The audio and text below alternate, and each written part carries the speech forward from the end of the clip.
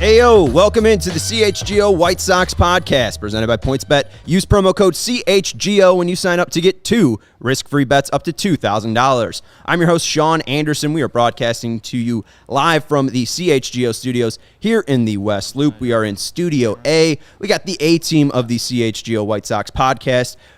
Alongside me, I got Herb Lawrence joining me. You can follow him on Twitter at Ecknerwall23 as Shakia Taylor now donned him, the uncle of White Sox Twitter. So thanks for joining us, Unc. It's not great. Because I'm old and have terrible advice. Your advice has been pretty shoes, solid by for the me. way. You've led me down some solid paths in my life, Uncle. You can follow White Sox CHGO White Sox on Twitter at CHGO_White Sox. You can follow CHGO Sports on Twitter at CHGO_Sports. We have to introduce the rest of the team out in Arizona. He'll join us soon. It's Vinnie Duber. You can follow him on Twitter at Vinnie Duber. He's down in Arizona. He watched one spring training game today, and we'll get updates from him. He also spoke to Tim Anderson. We'll have exclusive quotes from TA that Vinny got, so we're excited to talk to him. But before we get into all of that, we have to introduce our guest. It is guest week here on CHGO White Sox podcast, and our guest today of Sox Machine. He is the host of the Sox Machine podcast. You can follow him on Twitter at SoxMachine_Josh. Josh, we love that you have an underscore in your account. We all do, outside of Herb and Vinny. Josh Nelson of Sox Machine. Welcome to the podcast. Oh my gosh, thank you guys so much. First of all, this setup that you guys have at CHGO, I mean, this is impressive. Thank you. I was telling you guys before the show, I was worried when you launched the show because the lockout was happening, and I was wondering, how are you going to talk about the White Sox an hour, 5 days a week? And then you lucked out. You missed all of the fun podcasting in December and January during the lockout, and you guys show up in the lockout end. So I have to thank you for that. That makes my life a lot easier. But it's great to talk about the White Sox who actually played today. Well, you and Jim Margulis, your partner on the Sox Machine podcast, also Bennett Carroll, having some reoccurring appearances during the season on the Sox Machine podcast. You guys were still going in December and January. Was it a struggle to find content in those 100 days of the lockout? I have learned the importance of contractually obligated and what that phrase means. You could do 2021 season reviews, and it is nice to go in depth after the season and have lengthier conversations on the core players for the Chicago White Sox. And when you are in this competitive window now for the White Sox, it's a lot more fun to talk about than 2018 or 2019, where hey, is Daniel Polka someone? is Ryan Cordell? Could he possibly be the long-term right fielder? There might be something with AJ Reed. Yeah. We spent a lot of time talking about players who did not stick around. So I really enjoy the period that we are in right now for White Sox fans and just the excitement that's buzzing around this team. And I think everyone is with high anticipation for opening day in Detroit to see how this team fares after last season. I was just wondering, I never knew the origins of Sox Machine. How did you and Jim Margulis get together and say, you know what, let's do this? So Jim is a Missouri Tiger, so I apologize. On his behalf. He won't apologize, but he's a Missouri Tiger. So in 2005, he started blogging about the White Sox because he took an editor position in Albany, New York for their newspaper, but he still wanted to write. So he was writing about the White Sox in 2005, called it Sox Machine, which, what a time to start writing about the White Sox.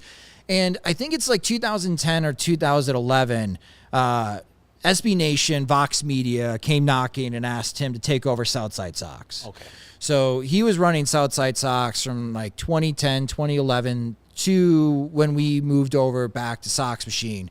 I started podcasting for the 2014 season, and we decided to go independent again, and he still kept Sox Machine alive. So he's like, you want to come with me? Absolutely. I don't want to end this partnership. So it was a great move for us to move to be an independent outlet for the Chicago White Sox. And, we've been running since January 1st, 2018. We got big things planned, and hopefully they do come to fruition this upcoming year. He's now a dad, which is exciting. Jim. Last year I moved full-time to Bridgeport, so now I am a Southsider officially for more than a year, and things are going great. So what was pre-2014 Josh Nelson doing? You mentioned before the show you were talking to Corey Hart in Milwaukee. What was the lead up to Sox Machine? Yeah, back in the day. I went to UW Oshkosh for college, left school, graduated in 2008. Great time to join the industry as the recession hit and everything became unpaid internships. I was just lounging around in comment sections and forums for the Chicago White Sox, speaking with other White Sox fans or writing, arguing actually with other White Sox fans online. And it came up that, hey, we should have a podcast for Southside Sox. Oh, I know how to do that. That's what I went to school for. And with you guys being the West Loop, I used to do business development for a production company not that far away from here, or was here, just a couple blocks away. So I always had these multimedia skills, and then we started with the podcast in 2014, and it has grown. It's always funny. I always run into people like, hey, long-time listener, first-time caller in the Twitter space. I've been listening to you since the Kansas City meltdown in 2016. Oh, what a great time that was to start listening. 23 to 10 to 33 and 36. I'll never forget that. But that was pretty much me before we started doing the podcast, and it's grown to what it is today. And how did you become a White Sox fan? That's what we like to ask our guest in here. What are your White Sox origins? So I used to live in Champaign when I was a kid, about 6 years old. And unfortunately, my dad died in a drunk driving accident, solo. And after that, I spent a lot of time with my grandpa down in Florida. And he was getting me into baseball. He lived in Bradenton, Florida. But he took me to Sarasota Sox games. Oh. That's when the White Sox were still spring training in Sarasota. The mosquitoes, my Lord. I still remember the mosquitoes. But then into, buying baseball cards and such. And this is 1991 going to 1992. I get a Frank Thomas card, and he's larger than life. And I just stuck with Frank Thomas, and Bo Jackson was cool, and, Jackson, the 93 team. And when the White Sox were making their run in 1993, it was easy to love that team. And it's still one of my favorite teams ever as a White Sox fan. And that's kind of how I've just stuck with it. And, for opening days, at a homage to my grandpa, he was a real estate agent in Florida, and I would tag along for some visits. We always stopped at a donut shop because he loved the coffee there, but he would always give me a blueberry donut. So if you follow me on Twitter on opening day, and this will happen again on Friday, April 8th, I'll have a blueberry donut to celebrate opening day, as that's my opening day tradition. It's extremely sweet story right there. Awesome. I mean, not to be corny, too, with the donut being sweet, but, very nice connection there. I didn't even get that, but yeah. Yeah. I try to be smart here. But something I like about Sox Machine and your coverage and Jim's coverage is the use of analytics, the use of data. You're wearing the shirt right now. If you hear any noise, it's just me and the boys babbipping. So we've talked to a lot of Sox fans so far. We've talked to Buzz, who's more of a casual, diehard Sox fan. Nick Morawski, who bleeds with every single pitch. Shakia Taylor, who's more focused on the human interest. I love parts. her coverage, by the way. She does a great job. And again, even if she was the only thing she gave me yesterday was Uncle Herb. Even if that was the only thing she said, that is what she'll be remembered for. But how would you describe your fandomhood? How would you describe, or at least your baseball coverage and the way that you view baseball?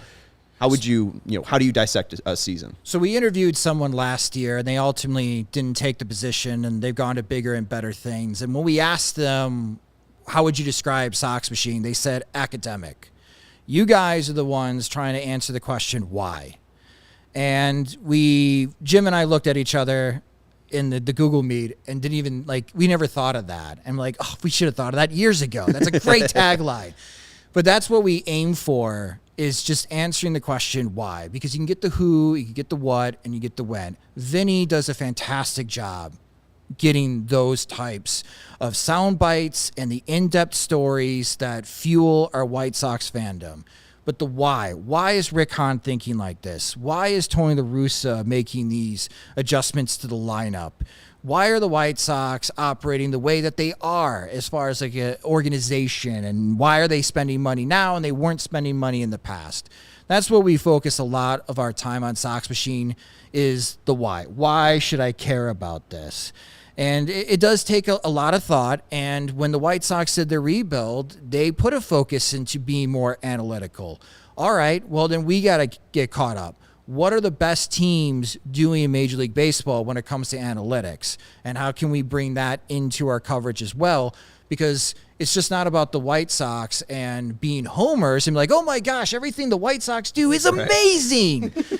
We were focusing, what are the Houston Astros doing on their rise? What fueled the Dodgers turnaround after ownership changed?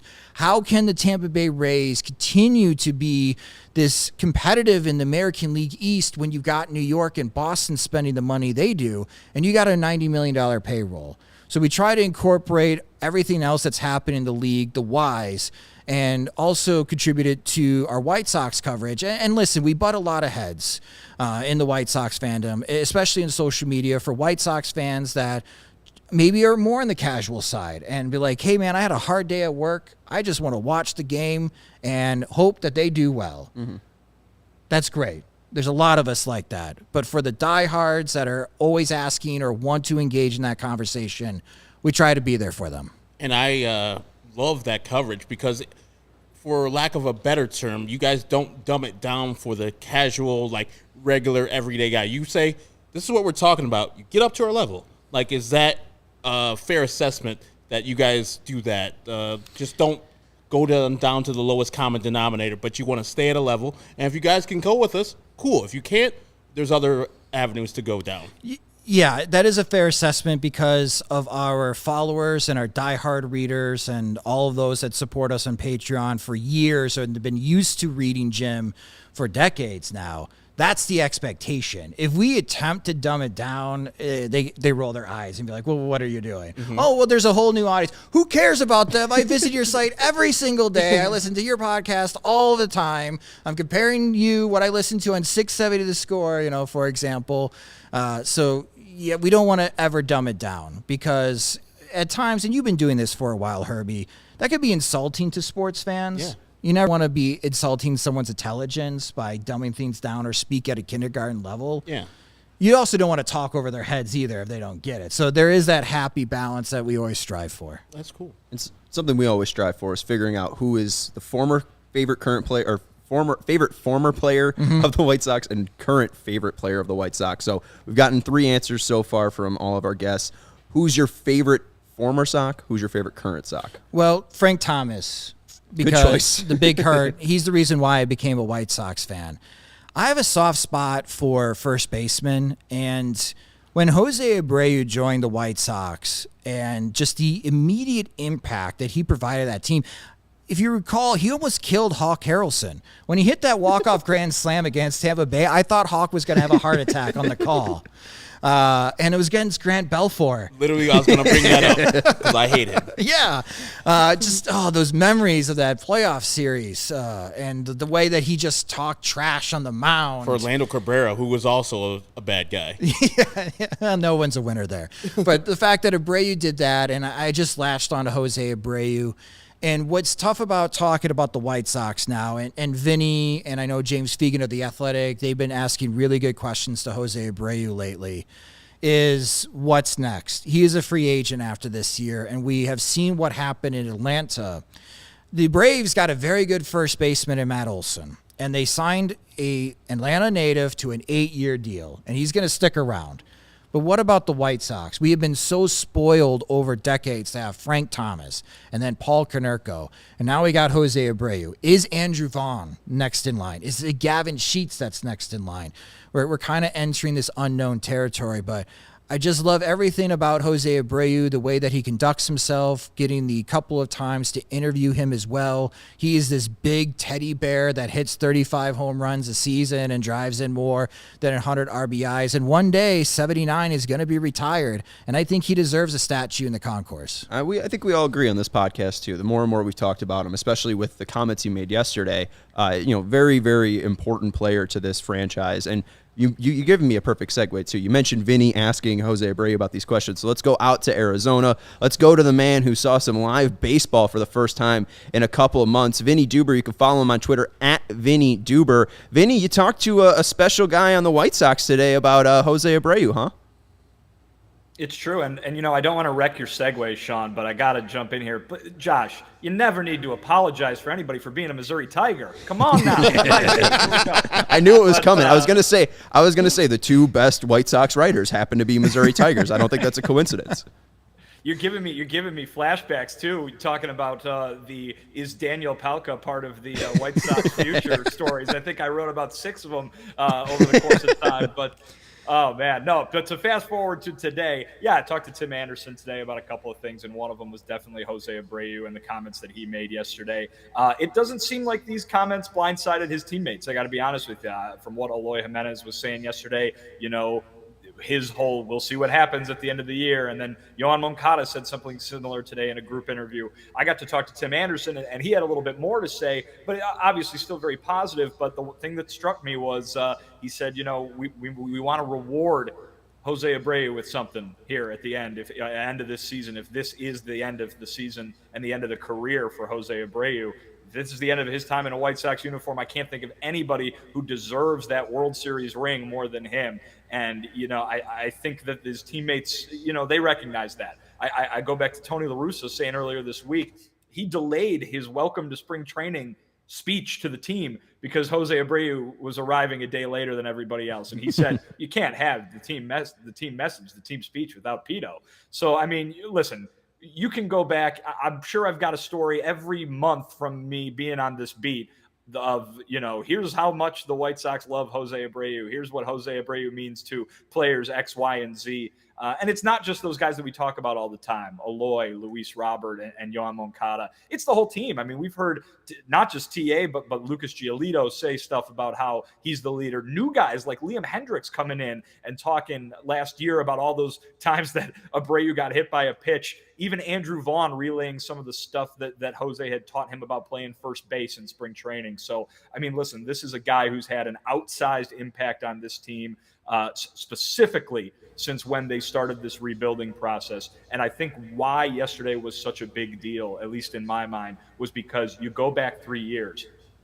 So while they were still rebuilding, Rick Renneria was still the manager. We had, no idea really if this was going to work. The signs were pointing to yes, but we didn't know if this was going to work. And who was the most excited person to be a part of this future? It was Jose Abreu. He gave us the line at the All-Star game, if they don't sign me, I'm going to re-sign myself. And, it was a joke, but it was also true, right? And it showed you what he thought of this team and how much he wanted to be a part of it. And yesterday was in such stark contrast to that I think that this has been something worth talking about. And when you hear Tim Anderson say, we got to reward him with, and I'll use Tim's words, something dope. That's not something that an uncool person like me can say. So I'll quote TA. But yeah, you hear that and you think, you know what? They already wanted to win the World Series in a bad way, but now there's maybe just a little bit extra. So a new layer to this. This is, we got to win one for Jose. Yeah, and you can check out Vinny's article. He talked to TA today, allchgo.com. Usually that's behind a paywall to only members, but that is free. You can read it right now. And let's hear from the man TA himself about Jose Abreu. I think the question that you led off with was, are you shocked? Were you shocked by the comments that Jose Abreu made yesterday? I mean, I'm always with, whatever Abreu says and however he feels. He never let me wrong, never. I've been with him since I got here, and I've seen his growth. I've seen, everything about him. So I'm always going to, follow his lead. I mean, for the most part, yeah, we want him around.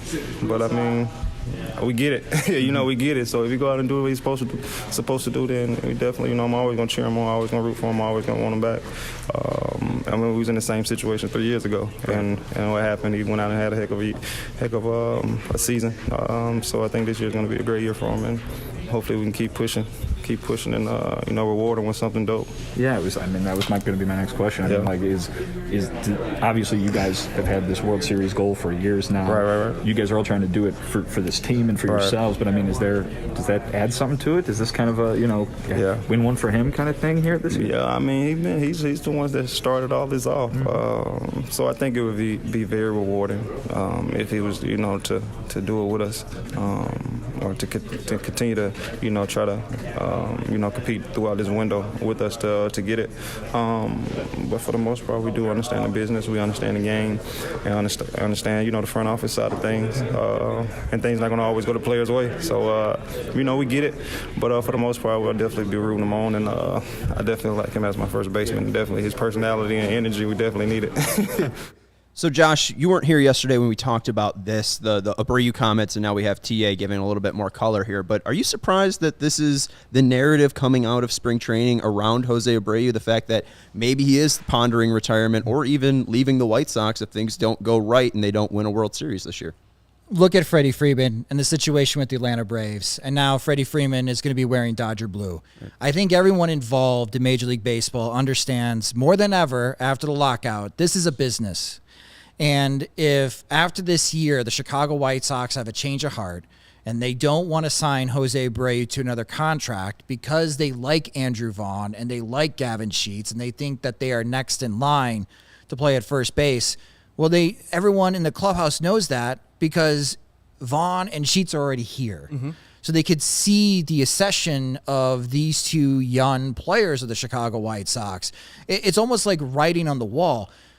But Vinny and Herb and Sean, if Abreu goes 35 homers and 120 RBIs and hits 300 and makes the All-Star team, wins a Silver Slugger, has a dramatic moment like Konerko did in the postseason and helps the White Sox win a championship, and if Jerry Reinsdorf is still the chairman of the Chicago White Sox, I don't know how Abreu is not wearing a White Sox uniform next season.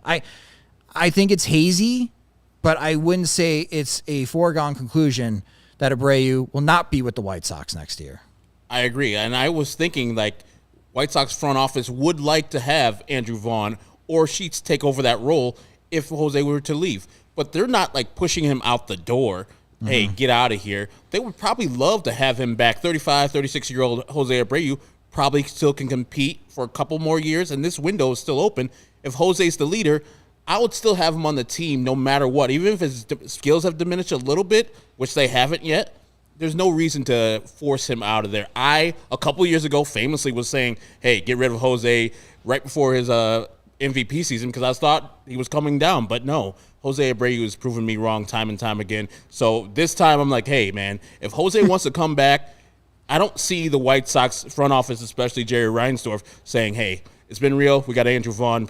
Deuces. Yeah, and Herb was very, very, adamant in that take. I think that he would want to place a bet on it. And the best place to place a bet on it is PointsBet. The best way to support CHGO is to download the PointsBet app and use code CHGO when you sign up. If you do that right now, you'll get 2 risk-free bets up to $2,000. But that's not it. If you make it $50 or more first-time deposit, you'll receive a free CHGO membership, which unlocks all of our web content, and you'll even get a free shirt of your choice from the CHGO locker. That's $2,000 in free bets, a free CHGO membership, and a free t-shirt from the CHGO locker, all for making a $50 first-time deposit at PointsBet. If you have any questions, you can email pointsbet@allchgo, and we will help you out. It is your home for live in-play betting, and it just got even better, introducing PointsBet's new feature, live college basketball same-game parlays. For the first time ever, you can build the perfect live same-game parlay only with PointsBet, and the best feature of PointsBet, my favorite feature is their boost. You can live that same-game parlay, so if you like your odds, you can even boost your odds to get more money in your pocket.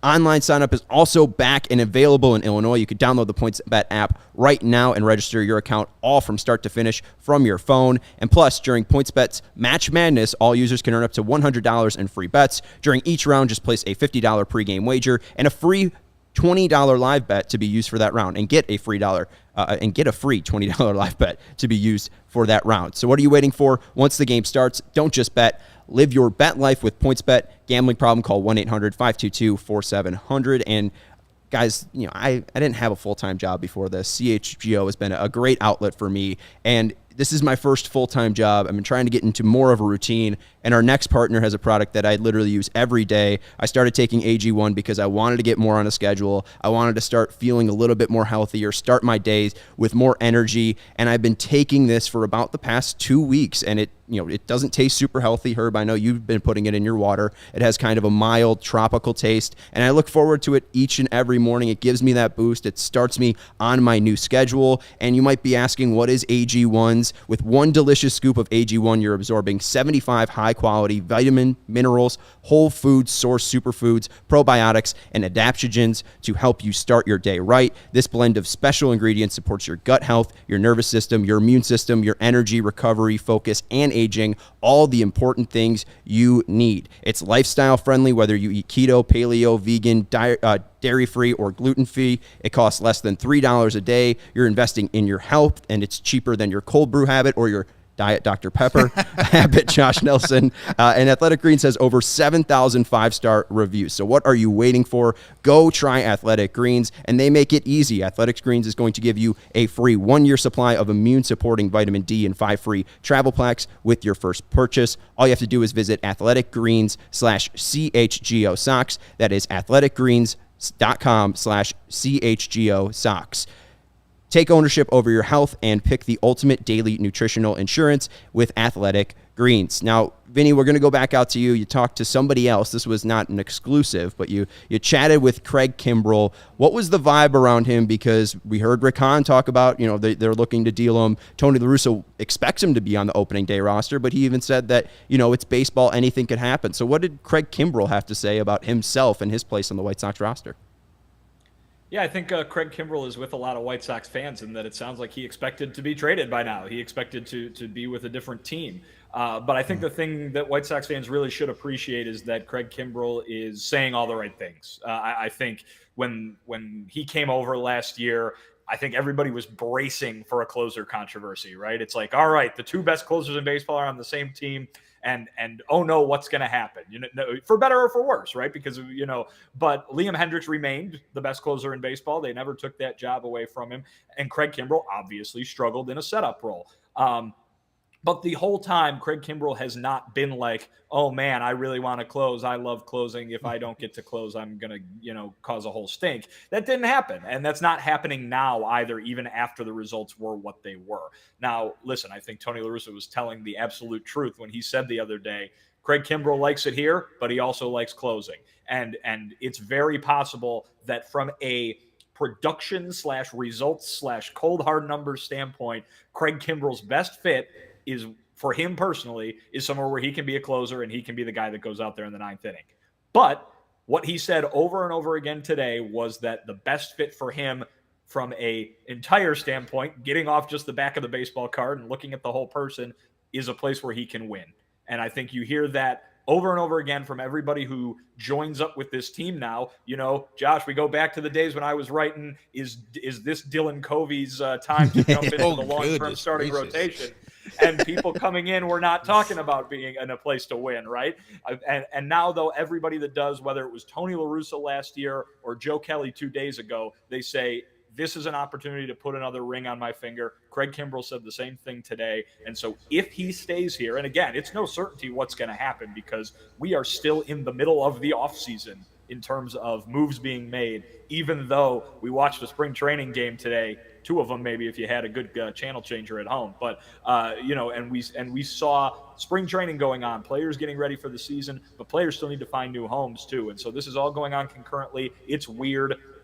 We don't know where Craig Kimbrell is going to end up, but if he stays here with the White Sox, he is ready to do whatever Tony La Russa asks him to do. He's going to do it to the best of his ability because he wants to help a winning team win a championship. He wants another one of those rings, and so that's what's going through his mind right now. And I think White Sox fans can appreciate that, even though the last time they saw him on the mound, it was the end of a very rough 2-month stretch in a White Sox uniform.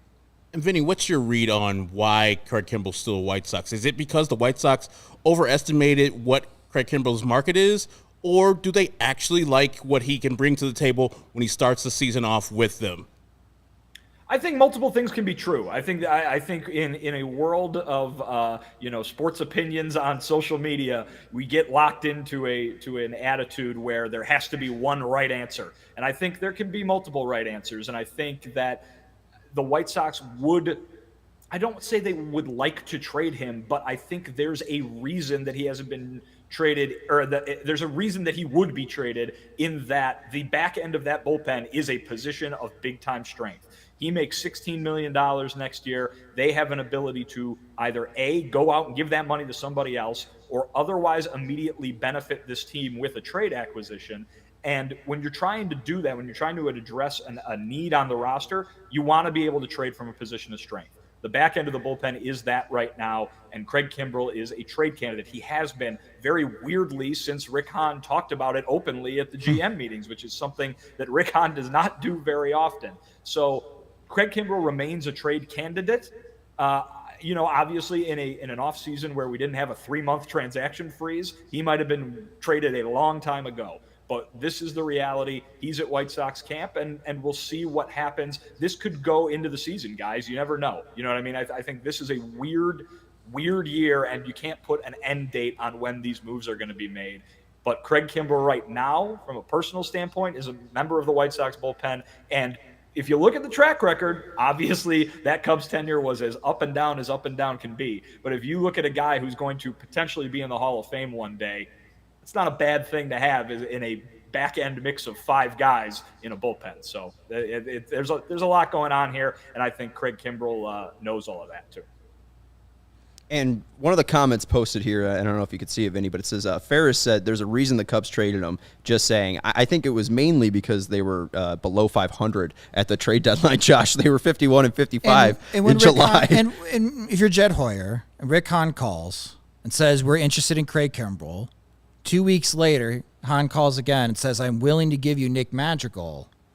That would be a sufficient reason for the Chicago Cubs to make that trade is, all right, yes, we're going to be in this reload mode. We'll take on your starting second baseman if you don't want Madrigal anymore. He may work better at Wrigley Field at a guarantee rate field. Yeah, I don't know if Kimbrell's bad. I don't know if this is going to be the downfall of his career. I think that he's shown that, 2018, the length of the season, he started to fall off. 2021, the length of the season, he started to fall off. If he's able to fix his conditioning, he might be still a very effective pitcher. There was a reason the White Sox had that high price tag. That was the same price tag that they were willingly or reportedly willing to give up for Corbin Burns before last year's season. Something that we mentioned, though, before the show, you, man of my own heart, said that the White Sox should have qualified Carlos Rodon and then, just ate the $1 million to buy out Craig Kimbrell.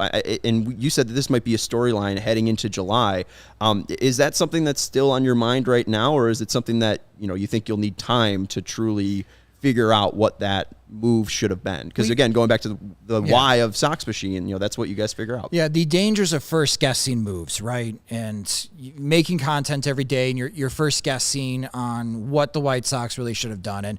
And Vinny made a really good point. There could be multiple right answers, and we'll see. I mean, if Kimbrell continues to struggle in April and it's May and it's June 1st, and maybe he blows a save against the New York Yankees, and White Sox fans are rolling their eyes and be like, man, we can't trust him to hand the ball off to Liam Hendricks.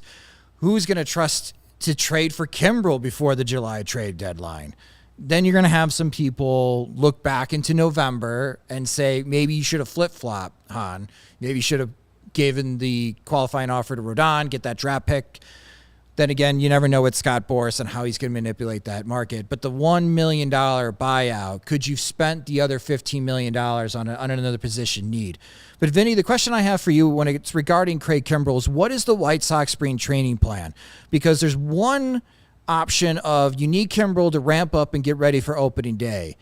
But you may also need to showcase him to other teams that may be interested, or maybe they have another injury during spring training that, oh my gosh, our closer's gone for the season. We need a closer. Let's call Rick Hahn.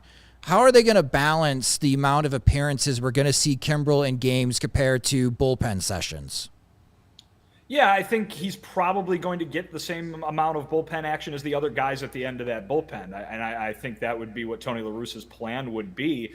We talked to him today about, some specifics in terms of, are you going to use guys back-to-back in games? How many starts are you going to give the starters in Cactus League? And yeah, it all sounded pretty normal to me, to be honest with you. I think you got two things when you're talking about Craig Kimbrell being interested in an interesting trade acquisition for another team. Number one is the guy's got a track record a mile long. You don't need to, you don't need to scratch your head and be like, oh, I wonder if this Kimbrell guy, what's his deal? You know what I mean? He's a guy that obviously has been around for a very long time. The other thing I would say is what I just mentioned, maybe deals going past opening day. You talk about, oh man, a team loses their closer to an injury and they need somebody who's experienced in that role in mid-April, in early May. Well, the White Sox maybe could benefit from having Kimbrell throw half of a month and a half, and kind of get rid of the taste of how things ended in 2021. There's maybe a potential upside there that does not exist today, in that the most recent evidence a team could have, if it's a month down the road, could be overwhelmingly positive as opposed to, overwhelmingly negative, which the last 2 months of the season were for Kimbrell last year. So the guy has had such an up and down career in recent years. It's very hard to predict what's going to come next for a reliever in general, let alone someone who went from losing the Cubs closer job to being one of the best closers in baseball to going to become a setup man and failing in, somewhat spectacular fashion there for the White Sox. So, and doing that all in like the course of a year and a half. So it's very interesting to see what's going to happen with Kimbrell. I do think right now, truthfully, if he ends up staying here, they're going to be very happy with him at the back end of that bullpen, as not necessarily a guy who you need to pin all your hopes on, but one head of a 5-headed monster, a 6-headed monster, if you want to include Garrett Crochet in that list of back-end guys too, that could really help them be a relief monster during the regular season, and hopefully they hope into the playoffs. The super bullpen. Yeah, and with this weirdness of this spring training, I know players just got in on Sunday and some on Monday. Did they speak about when and we're going to have a regular starter rotation? Guys are going to see a little bit more time. We just saw Liam Hendricks, the only real guy that's going to make the team, pitch today. But is there any indication of when the starters will get some Cactus League action? Well, you can do some math. I know math is not my thing. At least not my strong suit. Herb, you're with me on this one. But you can do some math because Tony La Russa said he wants to get the starters 3 starts in Cactus League.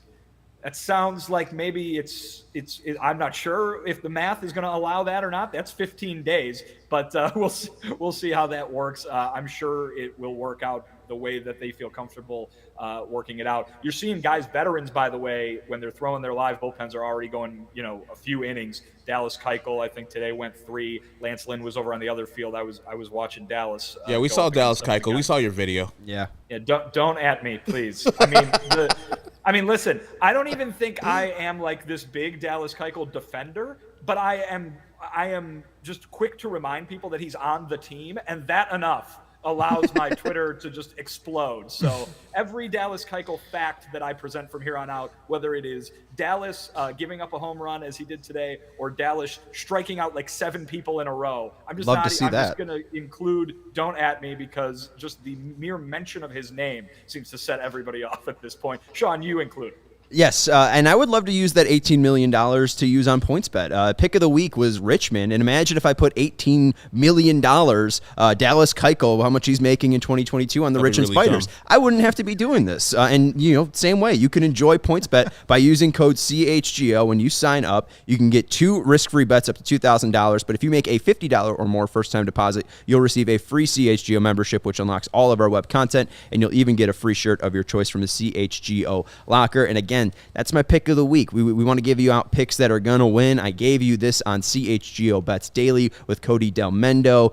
Richmond, upset in Iowa. That's a big pick, and if I had Dallas Keuchel's money, I would be richer if I used PointsBet. And you could use PointsBet. You could sign up right now. It's available in Illinois. Mobile sign-up is back. You can download the PointsBet app and register your account from start to finish, all from your phone. You'll be signing up with the fastest sportsbook, easier than ever, so you could start living your bet life in seconds. So what are you waiting for? Once the game starts, don't just bet. Live your bet life with PointsBet. Gambling problem, call 1-800-522-4700. And we got to mention CHGO, our lovely studios. We are very excited to have Josh Nelson here. If you want premium written articles, if you want to join our CHGO Discord, we call it the CHGO Lounge, and if you want a shirt, it's dope merch, as Luke Stuckmeyer calls it, you can go to allchgo.com and become a member. When you become a member, you get access to the you get access to the premium written content, you get a free t-shirt, and you will get access into our Discord. So it is a great value, allchgo.com. Let's go to the big topic, though. It's the title of this. We're looking for some breaking news. We got some breaking news out of the NFL that Davante Adams is now a Raider, but no breaking news just yet. All is quiet on the MLB front as of right now. And we got a little graphic here of free agents in right field, because we're going to talk about, will the White Sox add Michael Conforto? Is Nicholas Castellanos a fit for the White Sox?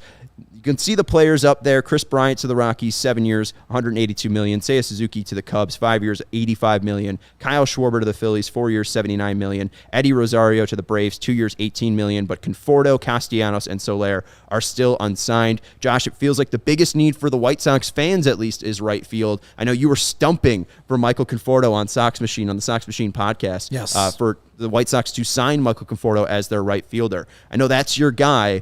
What would he add to the Sox if the Sox were to go out and make that big splash? Well, he is a right fielder who can play right field. Oh, that's new. Fascinating concept. Andrew Vaughn was 2 for 2 in the spring training game today against the Cubs, with fly balls hit directly at him. So that's good. Good sign. And Vaughn hit a home run. But we know that Vaughn can hit left-handed pitching. The question is, can Vaughn be better against right-handed pitching? We're not going to know into the regular season. And we know that Andrew Vaughn is willing to try whatever and do what is ever asked upon him. And that is a positive attribute for a rookie. He is not a prima donna. He's not someone that's having the agent scream at Rick Hahn and say, no, he's only a first baseman. Do not sink my client's value by playing him in positions that he's never played before. That's not Andrew Vaughn's personality. So if the White Sox don't have another right fielder, and Tony La Russa goes to Vaughn's locker room spot and says, can you be my right fielder? Vaughn's going to do it. Right. He's going to do what's asked upon him. That's just the personality for Andrew Vaughn. I've kind of pivoted as far as how much of a concern or how much this topic is stressing me out, because there was a very good question that we debated, and this brings back Craig Kimbrell. Do the White Sox need to trade Kimbrell in order to sign Michael Conforto? Because now you have the competitive balance tax situation in which the White Sox are spending money. That is something that for years we've been asking the White Sox to spend like a major market team, and they have. And they are coming up to $200 million when it comes to competitive balance tax, the number that really counts. I know their player payroll is around $180 million, but if you sign Michael Goodfordo along with the player benefits and minor league salaries and everything else that counts against the competitive balance tax, the White Sox could be right there at $230 million. Is that something the organization is willing to do? Another big question, and this is Pandora's box, why hasn't Michael Conforto signed? Mm-hmm. Why is Nicholas Castellanos still a free agent? I look at these two guys and ponder, what in the world is your market right now? Is Castellanos seriously considering signing with the Miami Marlins? You can't say no, because Chris Bryant signed with the Colorado Rockies yesterday. Right. He might sign with Baltimore. I mean, where would he play? Avi's there. Avi's like, get your ass out of here. Yeah. I'm Avi. Yeah. Avi's playing center field, evidently, yeah. which I can't wait to Prince. see that. Jeez. I cannot wait to see that. I always like that when guys get older, they move to tougher positions. Let's do it up. But with Conforto, I think he helps provide balance to the lineup. And when you listen to Steve Stone call White Sox games, this was something that was even brought up early in the broadcast that he was doing at NBC Sports Chicago, is that the White Sox lineup is a little too heavy right-handed wise, and that's why Gavin Sheets is extremely important to the White Sox in 2022 because he's a pure left-handed hitter. He's not a switch hitter. Everybody else that bats left-handed in this lineup is a switch hitter. Moncada, Grandal, and Lurie Garcia when he's in the lineup. They don't have any pure left-handed hitters. Conforto would be that guy. Yeah, and what I want to talk to you about, because you always try to figure out, like, how can the White Sox improve? How can they get better? You mentioned the San Francisco Giants. They're trying to build their pitching rotation to their ballpark. And I wonder why the White Sox don't build their lineup to their ballpark. They have the highest park factors for home runs for left-handed hitters. It made no sense to me. I know, Herb, you were on the Schwarber train. I was too. Jim Thome thrived in the White Sox ballpark. I just don't understand why the White Sox wouldn't want to go add a premium left-handed bat, because it seems like this would be a field for them to thrive in. There are times that past bad experiences for the White Sox scares them. Paying Adam Dunn a lot of money may scare them from paying premium dollars for another left-handed slugger. And the other factor is that this is a Scott Boras client. Mm-hmm.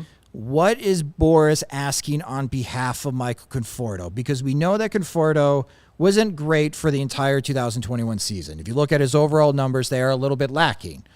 But if Boras is like, he's not signing below the qualifying offer, all right, well, you're at $18.75 million. How many years is he asking for? Well, he would love 5, but he would also love an opt-out after the second season so he can retest free agency. And then other teams are just throwing their hands in the air. And it's like, well, if we sign him for 5 years, we have a 5-year plan with them. I don't want to deal with this mess. After the second season, he opts out, and then I'm back at square one. However, if you are the Chicago White Sox and you have Oscar Colas and you got Yoelqui Cespedes in your farm system, you may only want Conforto for 2 years. So, Sean, this is why I keep circling back to Conforto and all the situations, and I know it's Boras, and I know negotiating's not fun with Scott Boras. But if, in the end, Conforto signs a 5-year deal, but he's going to opt out after 2 years, that may work in the White Sox benefit. If Cespedes and Colas do not pan out and don't reach the level that a lot of White Sox fans are optimistic about, well, if Conforto loves Chicago and he doesn't want to leave, well, fantastic. You got a good right fielder for 3 more years. So this is why I keep coming back to this is a great matchup for all parties involved. But I also keep coming back to Herbie. Why hasn't he signed, not just with the White Sox, but with anyone? I mean, I don't know if they consider Chris Bryant a right fielder or a third baseman, but I think the market is set right there. Chris Bryant making an annual average of $26 million, and you said he wants to make over the $18 million qualifying offer. So there's your money right there. I would sign Michael Conforto probably up $22 million would be the highest I would go if I'm the White Sox. I don't see him as a Chris Bryant type, and he did have a bad year last year, and he was injured. So, yes, I know that Scott Boras is driving a hard offer, but I think the White Sox need to stay after it because of your point. A lefty bat right there, he would bat like 6th or 7th in this lineup. And that is what's so funny about this conversation is we are looking directly at the bottom of the lineup. This is the benefit of being a White Sox fan. Daniel Polka was batting cleanup for a lot of games in 2018. AJ Reed was too. Matt Skoll. Oh, man. Oh, my head. Sorry. How many articles did you write about AJ Reed, Vinny? Any Matt Skoll ones? I think the answer is too many, regardless of what the number was. Yeah. Vinny, you said, I mean, recently we clipped it on Twitter that you thought that the Sox were going to add a right fielder. So far, you said the tea leaves at least were reading that they might add a right fielder. So far, we saw the list of free agents right now. It seems like it's only Castellanos, Soler, and Conforto. Are you still feeling like the tea leaves are saying right fielder for the Sox? Yeah, I think they would have to, right? Because, I mean, I think you look at what Rick said the other day when it came to second base, and I think a lot of us are still wondering, even after we've seen that Josh Harrison is such a good fit from a clubhouse standpoint, we're still wondering, well, is he going to hit enough to be the guy who was worth giving that second base job to? And so we'll see. That's to be determined, obviously. But when Rick says that we're done at second base, when you get a guy who a lot of people are thinking, myself included, okay, maybe he would have been better as a reserve or to beef up your bench. I don't know if he's the everyday guy. And Rick said, we're stopping. He's the everyday guy at second base. it makes me think that they have to be looking somewhere else, right? Because I mean, listen, as much as everything that Josh just said about the White Sox makes a whole lot of sense. Rick Hahn knows that he's in an arms race right now. He's the GM of a contending team. He's the GM of a team that's trying to win the World Series. And the last time they tried to win the World Series, the most recent time they did that, their power numbers were bad. Their lineup did not fare well against the Houston Astros. When you're a contending team, even when you do all of the work that Rick did to make this lineup one that's going to stay intact for the next several years with guys that they hope are all-stars on an annual basis, you got to do something to beef it up. And I don't think that he thinks that this is enough in terms of the work that he's trying to do. Now, that being said, we don't know everything that he's tried to do this offseason. And how many times does he tell us the White Sox work better when no one's talking about them? They could have made offers to 15 different free agents that nobody took, or trade offers to 15 different teams that nobody took. And we just don't know that. But I think I look at Rick Hahn and I listen to Rick Hahn and I hear him say every day, we're going to pursue every opportunity to get better. And I believe him. And I think that whether they hit on it is a different story, but I think they've got to be trying to go get another bat to beef up this lineup just to be in contention with all these other teams that are doing exactly that right now. Yeah, I don't think he's not trying to improve the team, but I do think there's something about the aggressiveness. Like, yes, he's in an arms race, but, I mean, at this point, and we've seen this before with the White Sox, we've seen it with Machado, like, they were at 275 when Machado wanted to be at 300. If Conforto wants to be at 22 and the Sox are at 20, like, I don't want to, would $2 million really break that relationship? Like, that's my worry, at least as a Sox fan. I don't know about you, Herb and Josh, but one thing that came out recently, this is from Andy Martino of Doubleday Books, and he does work for... Yeah, he covers the Mets out in New York. Yes, SNY. He said the Mets offered Conforto a contract in the $100 million range last spring and would have gone to about $120 million per sources, and this was just housekeeping. Obviously, they're not going to keep him, but around that range, $100 million to $120, we can bring up the stats again of who's signed and the averages. Bryant, 182 for 7, 85 for 5 for Suzuki, Schwarber, 79 for 4. Conforto, are we expecting him to break that 20 range, that 22 range? Like, what is too much for Conforto? Or is that even, when you're trying to win a World Series, is that really a fair question? What is too much? So studying Boris's past contracts that he's gotten for his clients, if you bring up that graphic again, look at the Kyle Schwarber contract and the Seiyu Suzuki contract. I believe Boris is going to try to beat those two contracts for his client, Michael Conforto. But again, the opt-out, because if Conforto goes back to his 2020 form, which I get why he turned down that $100 million contract, because for a while there, it's like he could be a National League MVP type of candidate for the New York Mets. And then obviously he didn't follow that up closely at all in 2021. That's where he's in the position right now. I go back to, even if you want to do $20 million, a 5-year, $100 million contract would be the first time that the White Sox have ever signed a player to a $100 million contract. Now, they have signed 2 contracts with Jose Abreu that have spanned 9 years and over $100 million. So they have paid someone more than $100 million in their career, but that was over 2 contracts. But if Boris is wanting this swell pot, that is the type of contract that Boris loves to do. Yusei Kikuchi had one in Seattle, where you have this mutual option or player option after the second year.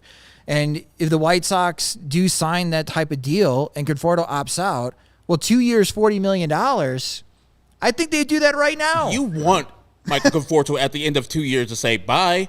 That means Michael Conforto kicked ass. That means that he is kicking ass for the White Sox, and hopefully he wins a World Series for him in those 2 years. Yeah, my price tag is now $25 million, because that's what I can get at the open market because I played so well. It's been real, Michael. Yeah, thank you. Cool. We got Colossus and Cespedes. Maybe they raked in Birmingham, and maybe it is their turn. Maybe Andrew Vaughn's a Gold Glover right fielder at this point. But again, the more I have this conversation with everyone, it just does make me think, why is Conforto still a free agent? What is something that we are missing? I know the qualifying offer is on him.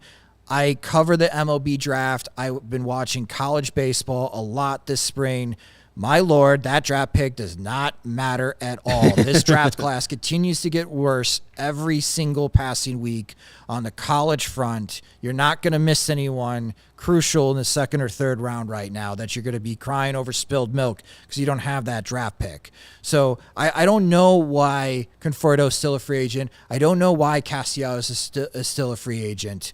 It is a bit baffling. And I'm hoping that we have some type of resolution in a week because I'm kind of tired talking about this, but I'm still optimistic as a White Sox fan. It's still hopeful, Herbie, that it's going to come across. Vinnie Duber, breaking news. Michael Conforto signs with the Chicago White Sox. We crack a beer. We're super excited. Oh, yeah. Let's go. Get him to Glendale, Arizona. Get him into spring training, and the enthusiasm for opening day goes through the roof. And that's the thing too, is like it doesn't matter what the money is, Herb. Like I don't care if they say White Sox sign Conforto, I'm happy. And it could be for 25 for 2. What Josh was saying though, if 2. you sign him for a deal, you're going to be heading up against the competitive balance tax, and you still have Craig Kimbrough on the roster, so it's going to be like, okay, we don't want to be doing that. But I think maybe teams are thinking he's an enigma. Who's the real Michael Conforto? Yeah. Is it the 2019, 2020 guy, or is that guy who just in his walk year put that type of effort out there where he was hurt and I think only played like 90 games? So Boris is asking for 2020 money, which he should be. He should get the most money for his player, and he's still relatively young, 28, 29 years old. Yep. So he should be getting premium money because I think you're going to be paying him during his premium years, and you're paying for performance, not in the past performance. So I think teams are just like, which guy are we going to get? I don't want to pay $22 million to a guy that I don't know what he's going to get, even when he's healthy. Yeah, I understand like the upswing. Like 2018 he was at 122 OPS plus, 127 OPS in 2019, and then 101 OPS plus in 2021. But I mean, you look over 2017 to 2021, he has given you 2,000 plate appearances and shown you that he's 30% better than an average hitter. Like he has shown you consistently that from the left side, that stroke is clean. He can play a clean right field. I don't understand what the concerns are. He just turned 29 on March 1st. I'm going to break your heart. Since Maglio Ordonez left in 2004, the Chicago White Sox have only had 5 seasons in which their right fielder had a 2+ WAR season. Avi. Yep, All-Star Avi. Adam Eaton. Adam Eaton 2016.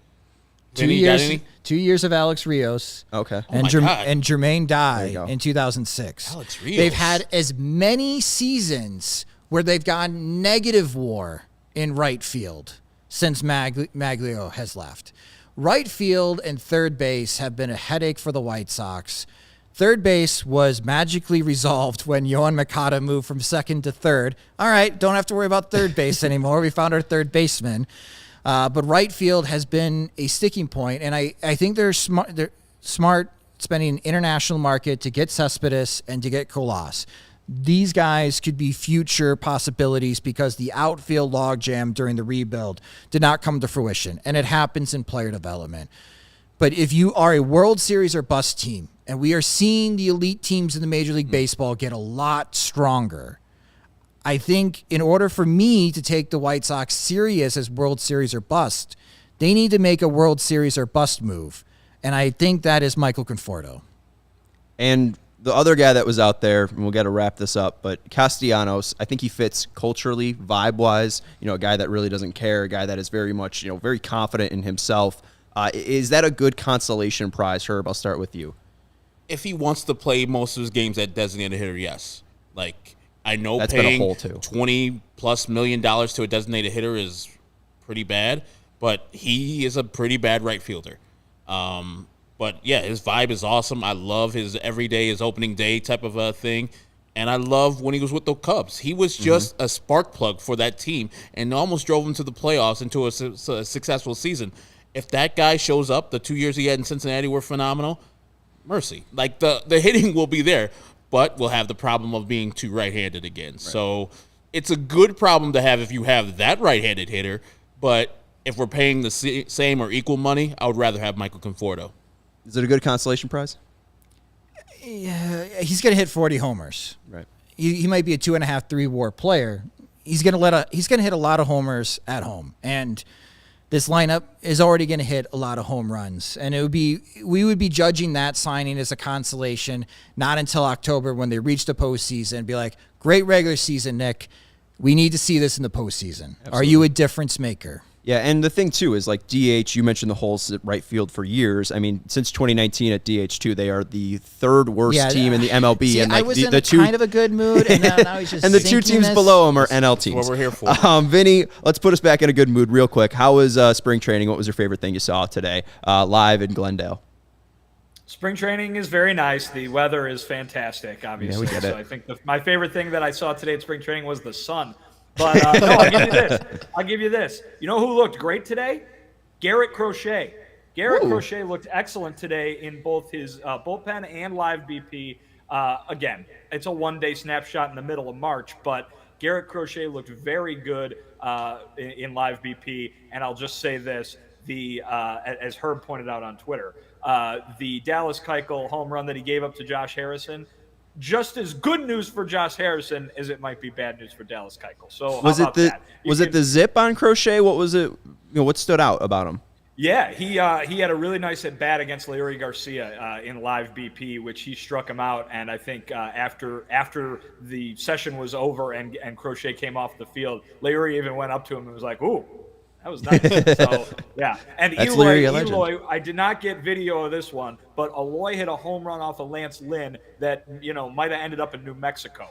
That was dead center, banged off the batter's eye. That was awesome. Yeah, we love to see that. And we want to see more from that from Eloy, your buddy, your mustache friend out in Arizona. Thank you, as always, Vinny. You can follow him on Twitter at Vinnie Duber. You'll get a lot of spring training updates there. He just released a new article about Tim Anderson, speaking about Jose Abreu's future with the White Sox. Go check that out at allchgo.com. You can only check it out there. It's exclusive. It is exclusive. Those comments are exclusive to Vinnie Duber. So great work today, Vinny. We will talk to you tomorrow. Again, follow him on Twitter at Vinnie Duber. The man in the green shirt over there, the Lucky Illini, that's Herb Lawrence. You can follow him on Twitter at Ecknerwall23. You can follow CHGO White Sox on Twitter at CHGO_White Sox, CHGO Sports on Twitter at CHGO_Sports. I'm Sean Anderson. You can follow me on Twitter at Sean_W_Anderson. And our guest, we have to thank our guest, last but not least, Josh Nelson. Follow him on Twitter at SoxMachine_Josh. Did you have a fun time, Josh? It was a blast. Thank you guys so much. I'm happy for you guys getting started, and